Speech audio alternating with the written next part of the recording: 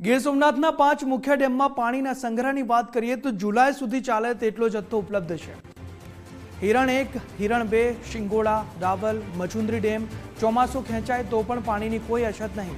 હિરણ 1 ડેમમાં 92% અને રાવલમાં 91%થી વધુ પાણી છે।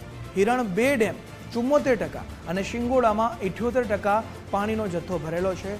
મચુંદરી ડેમમાં 87% પાણીનો જથ્થો ઉપલબ્ધ છે। વન્ય પ્રાણીઓ માટે કમલેશ્વર ડેમમાં પૂરતો જથ્થો પાણીનો ઉપલબ્ધ છે। ખેડૂતોને પિયત માટે સ્ટેપ બાય સ્ટેપ પાણી વિતરણ થાય છે।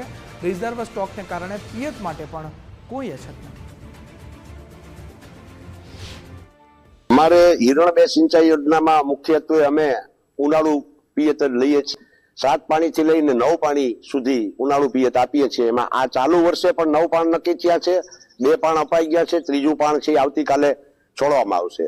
એટલે અત્યારે કમાન્ડ એરિયાની અંદર હિરણ 2 ડેમની જે ક્ષમતા છે અને એમાં જે 6 સંસ્થાઓને ભૂતકાળની સરકારોએ જે વર્તમાન અને ભૂતકાળની સરકારોએ જે ઇરિગેશનના હેતુથી જ આ ડેમ બનાવવામાં આવ્યો છતાં પણ જે ઔદ્યોગિક સંસ્થાઓ છે, અન્ય પીવાના પાણી છે, એમાં એલોટમેન્ટ આપેલા છે। એ એલોટમેન્ટને પણ અમે કંટ્રોલમાં રાખીને અમારું પણ કરકસરયુક્ત ઉપયોગ કરીને અમે 8 થી 9 પાણી લઈએ છીએ। ગીર સોમનાથ જિલ્લામાં કુલ 5 સિંચાઈ યોજના આવેલી છે। હિરણ 1, હિરણ 2, સિંગોડા, રાવલ અને મચુંદરી।